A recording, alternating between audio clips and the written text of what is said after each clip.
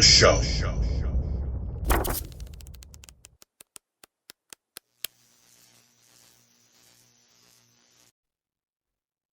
Hey, yo.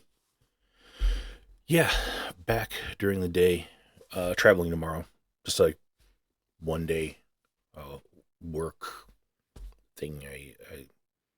I live south of Chicago, and I've got to work north of Chicago near Wisconsin tomorrow. So it probably won't be a video tomorrow. But yeah, working from home today, and I uh, will be doing stuff during the rest of the day. But I had an idea for a video that I wanted to get out, make sure everybody got to see it. So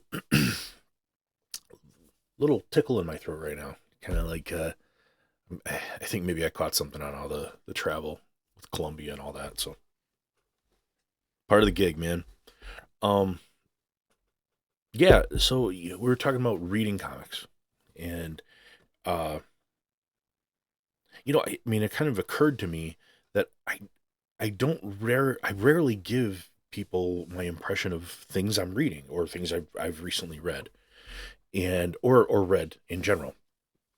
And part of that is uh there are so few comics I enjoy anymore. Like when I find something I enjoy, I latch onto it, and I'm like, oh man, I'm always so happy when I find something that I really enjoy reading, because it's too often I'm disappointed where I'll give something a chance, especially if I catch it early on in the run, and if somebody recommends it to me, or if I think the concept is really cool, um, and I'm almost always disappointed in modern comics, specifically Marvel and DC. I it is like they're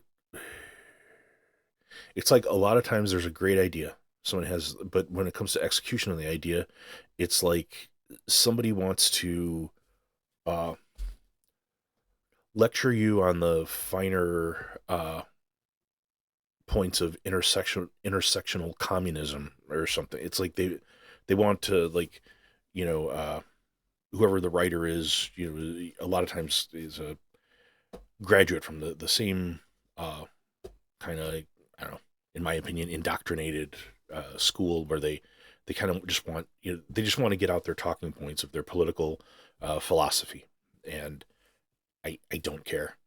I don't care. Like I I don't. When I want to read comics because I want to I want to read something interesting, and no, I don't care about your global perspective on life. I think you're nearly always wrong.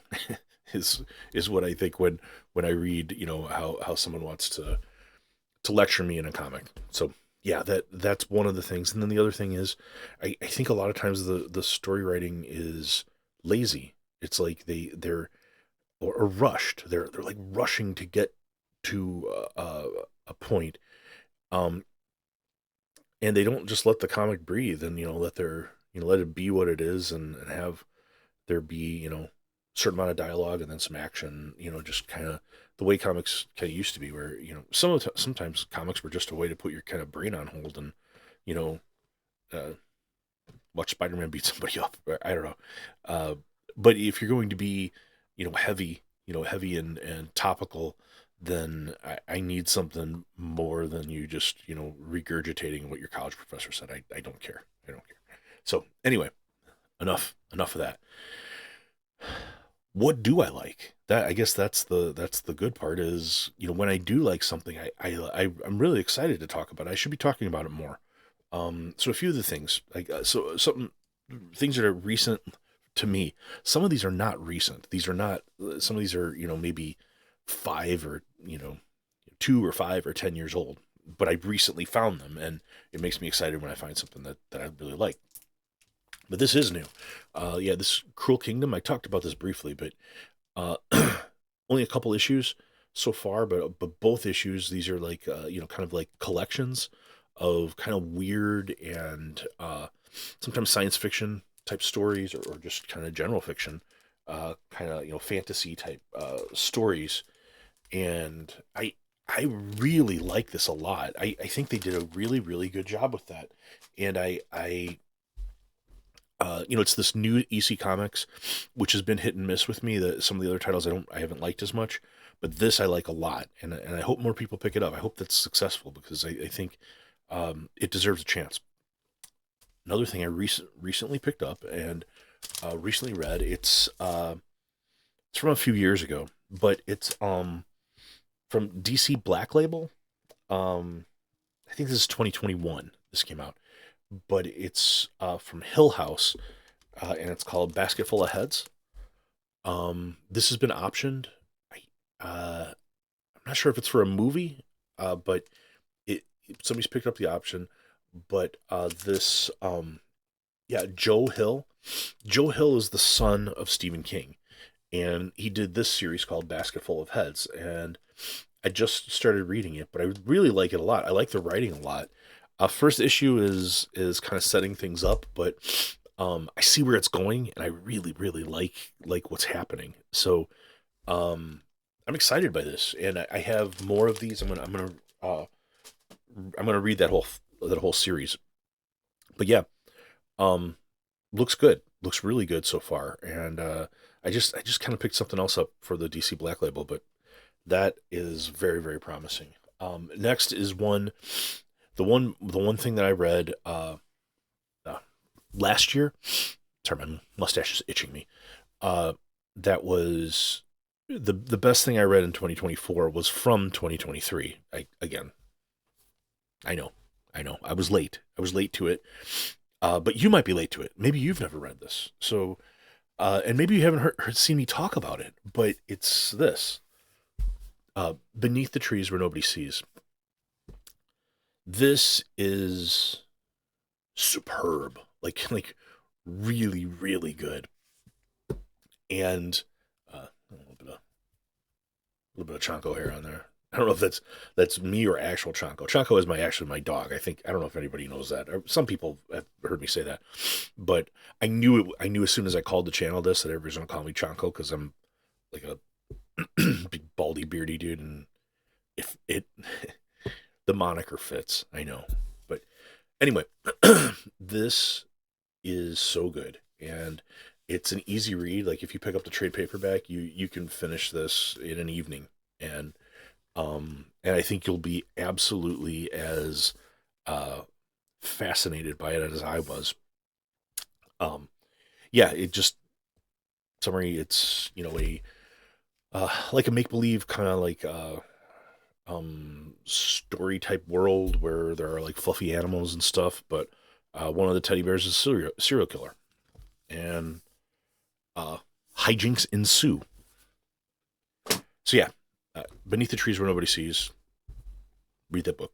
You'll you'll like it. You'll like it. I promise you. The other one that I just finished on my trip, I brought it with me, is another trade paperback, and another thing that has been optioned. This has been optioned by Amazon, and from what I understand, this is going to be live action. If this is live action, it's going to be so badass.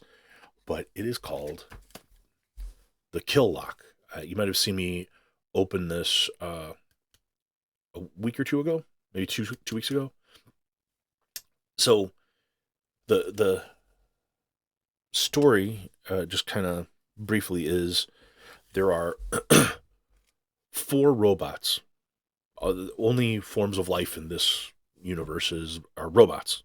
They're artificial life on any given planet. And when a robot breaks rules, what they do is they insert a kill lock into that robot with three other robots. So four robots get a kill lock, and what the goal is to teach those four robots how to behave the way they want them to. They have to learn to get along, because if any of those robots die, the rest of them like blow out, explode out of their eyes, and they all die as well. So four different types of robots with four different programmings, four different purposes, uh, all have a kill lock installed. They have to learn to get along, and they decide to look for a cure.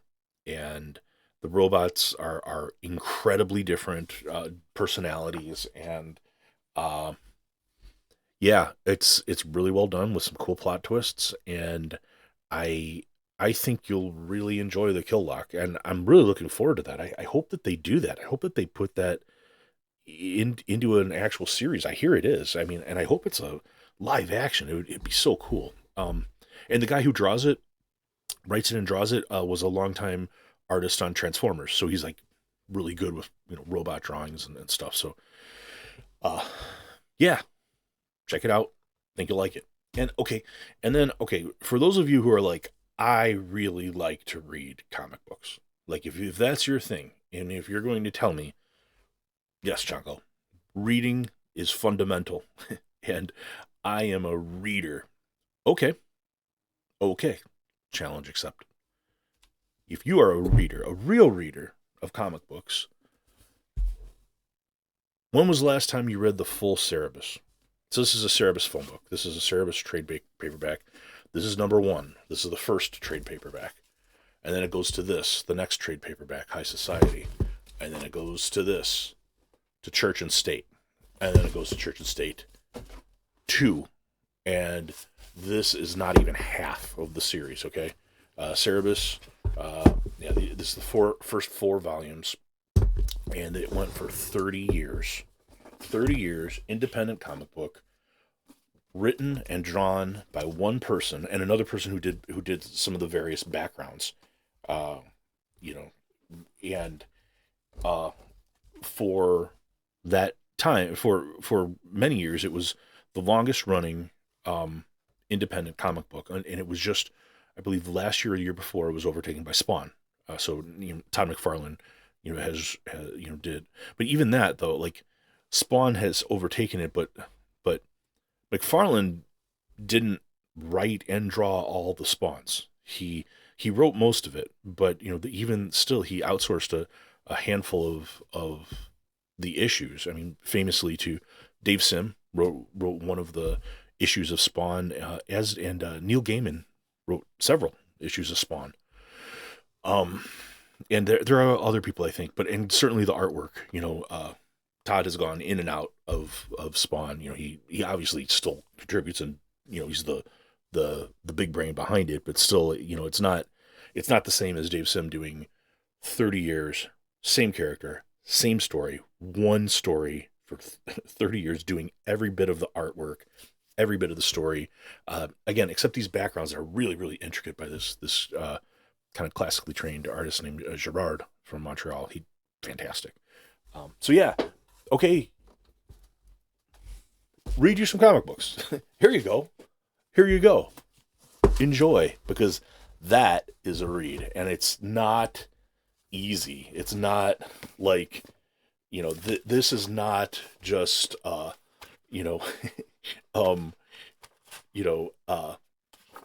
bang, boom, zap. You killed me. It's not that.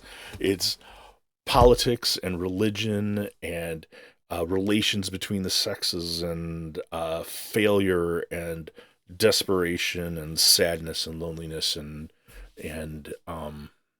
triumph and hilariously funny and weirdness. There's so much to it that I couldn't even possibly explain. Maybe one day I'll do an episode just on the story of Cerebus. That would be kind of cool. Also controversial, highly controversial. Like Dave Sim was like maybe the first person ever canceled, like really canceled from the comic book world. And it was because like later on he does get into like some weird views of the world and stuff. But I mean, like, it's amazing. And yeah, I would like to talk to more people about it, because very few people have read the damn thing. And it's hard for me to even tell you, go read Cerebus, because it's like, okay, yeah, how many months do you have? But I'm just saying, if you're really, really into reading and you really want a good long read, something that's going to keep your brain occupied and really make you think and make you laugh and make you feel and all the things that good literature does, Cerebus is it. Now the first it starts off really, really basic. It's a Cerebus, like a Cerebus is like an aardvark that's like kind of done like Conan. It starts off, it's really kind of just basic, and you're like, yeah, okay, I get it. But it gets into all these things later on. So anyway, stick with it. And then I got to talk about some garbage, man. Like, this is trash. This is hot garbage. This is terrible. I was looking forward to this, but again, it's just like they can't help themselves. Marvel. It's like you take a good premise. Doom is the emperor of the world, and you know has brought this kind of sort of utopia, but the sort of utopia is like some silly communist wet dream. I just hate it. I hate it so much. I'm like, okay, come on, man. Anyway, I'm not gonna get too much into that, but yeah, it's just Marvel can't help themselves, and it's so bad because Marvel used to be really good and DC used to be really good, and here I am talking like an old man. Back in my day, the Watchmen and Dark Knight used to come out, and we used to read Mouse. Back in my day, when and Cerebus. So anyway, that's how I sound. I know I sound like that, but there are good things. There's still good things out there. That's I guess the point to this is there are still good things to read. It's just you have to look for them because, yeah, like, most titles, it's like you'll find this really, really amazing artwork, and then you get into the story, and it's just not very good. So I have a few other things that I'm into that I'm in my reading pile that I want to get to. And oh, you know what? Another one, Mark Spears Monsters. I didn't pull that, but Mark Spears Monsters is underrated for reading. Fantastic artwork. I think everybody agrees that what Spears is doing with art is fantastic, but the story is really really kind of cool. It's not, you know, it's not giving you the meaning of life or anything like that. It's monster stories, but it's well done monster stories. Again, yeah, okay. Mark Spears Monsters is another one. Throw on your list that you can catch up on pretty easily. I mean, if you get like the regular printings, they're not that expensive. If you get into the variants, they are. But that's all I had. Uh, yeah, recommend something for me. But yeah, man, recommend. Just don't recommend me, you know, the drivel. I can't. It just like it offends me on a visceral level when I have to read through some, uh you know what I mean. I think we all know what I mean by now, right? Anyway, that's it. Uh I hope you're doing well. I hope your week is going well. We're, midway through the week, man. Peak of the week, buddies. We're gonna make it. And yeah, I hope you're doing well. Hope all the people in your life are doing well. And yeah, please subscribe and like, comment, subscribe. I always respond to you if you're commenting, and I always appreciate it. I appreciate all of you. So yeah, cheers for now.